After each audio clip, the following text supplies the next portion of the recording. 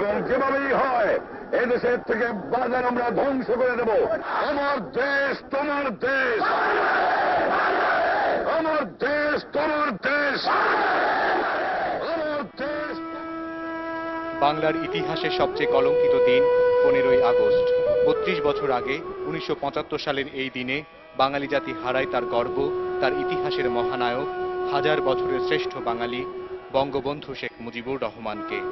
1975 সালের 15ই আগস্ট ধানমন্ডির ঐতিহাসিক 32 নম্বর রোডের নিজ বাসভবনে নৃশংসভাবে সপরিবারে নিহত হন ঘরে বাইরে ঘৃণ্য ষড়যন্ত্রের শিকার স্বাধীন বাংলাদেশের স্থপতি বঙ্গবন্ধু শেখ মুজিবুর রহমান।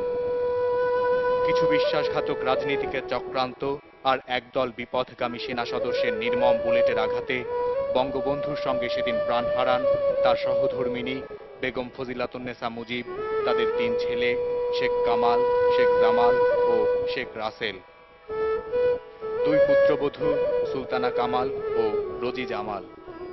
বঙ্গবন্ধুর অনুজ শেখ নাসির, ভগ্নিপতি তৎকালীন পানি সম্পদ মন্ত্রী আব্দুর রব সেরনিয়াবাদ, তার ছেলে আরিফ, মেয়ে বেবি ও শিশু পৌত্র সুকান্ত।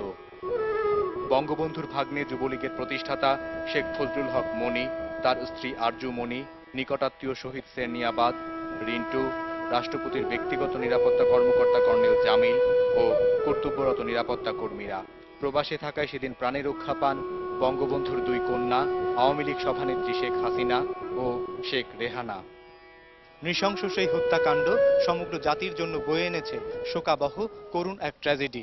মানব সভ্যতার ইতিহাসে এত ঘৃণ্য রাজনৈতিক হত্যাকাণ্ডের নজির আর নেই। কিন্তু এই নারকীয় ঘটনার সঙ্গে যারা জড়িত তাদের আজও চূড়ান্ত শাস্তির মুখোমুখি করতে পারেনি দুর্ভাগা এ জাতি।